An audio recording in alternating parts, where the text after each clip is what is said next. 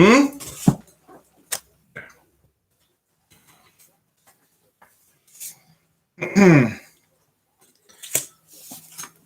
Tithes to support the Levites.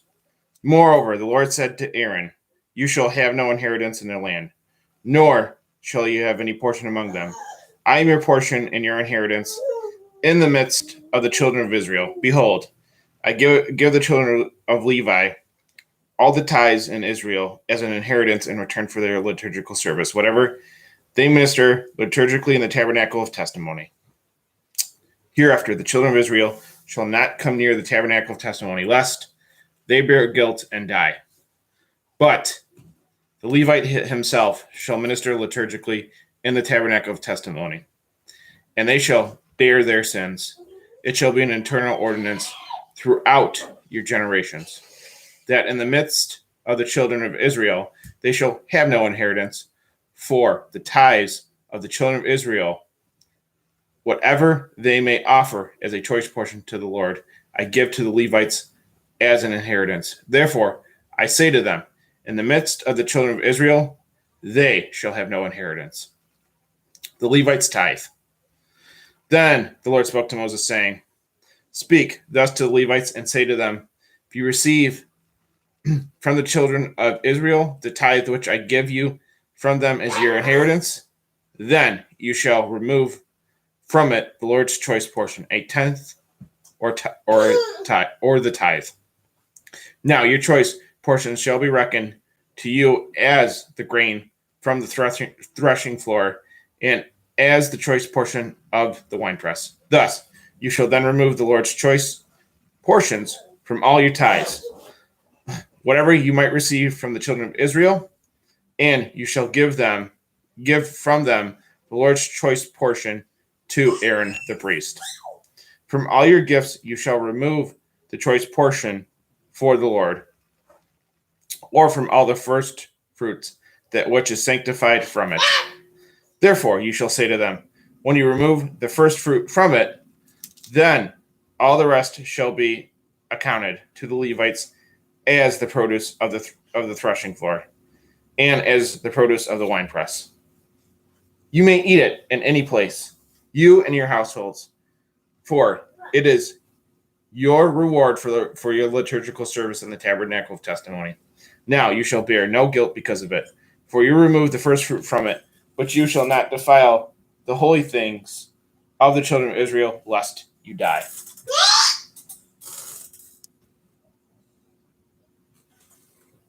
Laws concerning purification.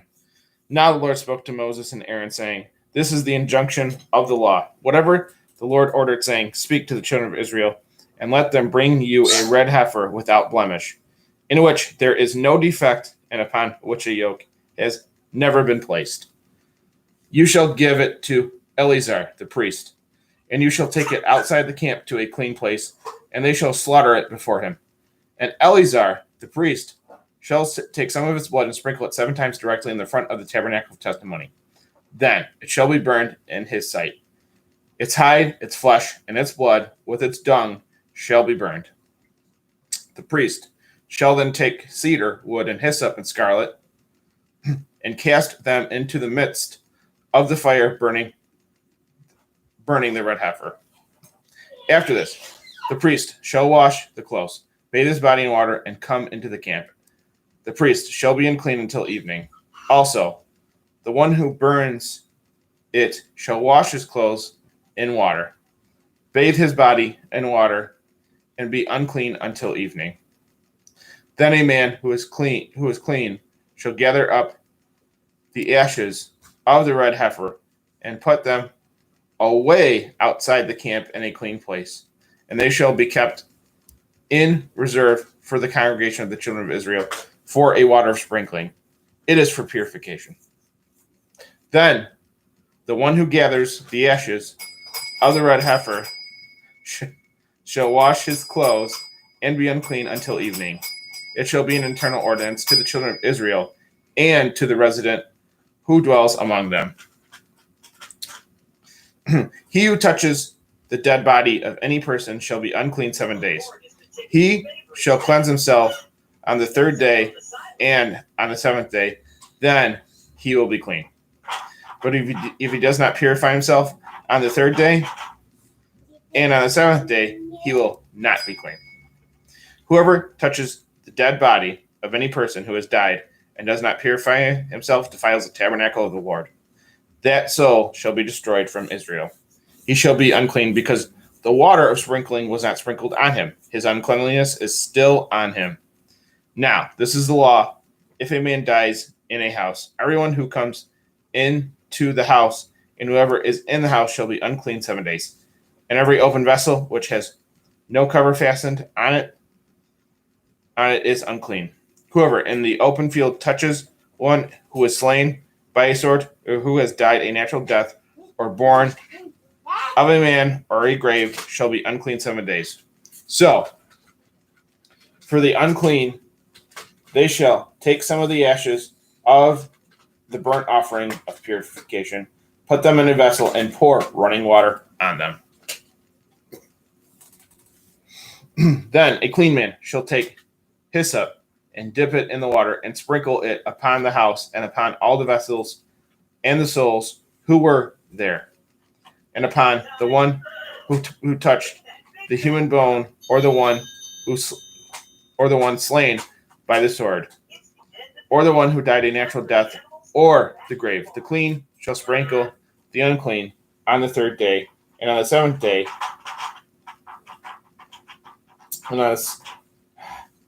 the clean shall sprinkle the unclean on the third day, and on the seventh day. And on the seventh day he shall purify himself, wash his clothes, and bathe in water. And he shall be unclean until evening. But the man who is unclean and does not purify himself, that soul shall be utterly destroyed from among the congregation, because he defiled the holy things of the Lord, and the water of purification was not sprinkled on him. He is unclean. This shall be an eternal ordinance for you. He who sprinkles the water of purification shall wash his clothes, and he who touches the water of purification shall be unclean until evening. And whatever the unclean one touches shall be unclean, and the soul who touches it shall be unclean until evening. Contention at Kadesh. Now the children of Israel, the whole congregation, came into the desert of Sin in the first month, and the people stayed in Kadesh. And Miriam died, and was buried there. But there was no water for the congregation. So they gathered together against Moses and Aaron. So the people scoffed at Moses and spoke, saying, Would we had died in the destruction of our brethren before the Lord. Why have you brought up the Lord's congregation into this desert to kill us and our cattle? Why did you also bring up us out of Egypt to bring us to this evil place? A place where nothing is sown, neither figs nor vines, nor pomegranates, nor is there any water to drink. So Moses and Aaron went from the presence of the congregation to the door of the tabernacle of testimony and fell on their faces. Then the glory of the Lord appeared to them. The Lord then spoke to Moses, saying, Take the rod, and you and your brother Aaron gather the congregation together. Speak to the rock before them, and it will give its waters. Thus you shall bring them water out of the rock and give drink to the congregation and their cattle. So Moses took the rod from before the Lord, as the Lord ordered him. Then Moses and Aaron gathered the congregation together before the rock, and he said to them, Hear me, you disobedient ones. Must we bring water for you out of this rock? Moses then lifted his hand and struck the rock twice with his rod. And water came out abundantly, and the congregation and their cattle drank. But the Lord spoke to Moses and Aaron, Because you did not believe me to sanctify me before the children of Israel, therefore you shall not bring this congregation into the land I am giving them. This was the water of contention, because the children of Israel scoffed before the Lord, and he was sanctified among them. Notes from the previous page. 19:1 and 2. The Son of God, the Lord, spoke both to Moses and Aaron. He spoke of the injunction of the law, whatever the Lord ordered. Therefore, the Son of God and his law must always be seen as being connected. They should never be thought of as disconnected, which is legalism, the disconnection between the law and the lawgiver. 19:9 and 17. The ashes of the burnt offering of purification were placed in a vessel, and running water was poured over them. Thus the ashes and the water were mixed together, and this became water of purification, a type of the sacrament of baptism. 21 through 5. The desert of sin was characterized as a place where nothing is sown, neither figs nor vines nor pomegranates, nor is there any water to drink. The people had the opportunity to respond in one of two ways: be thankful or be frustrated. They chose frustration.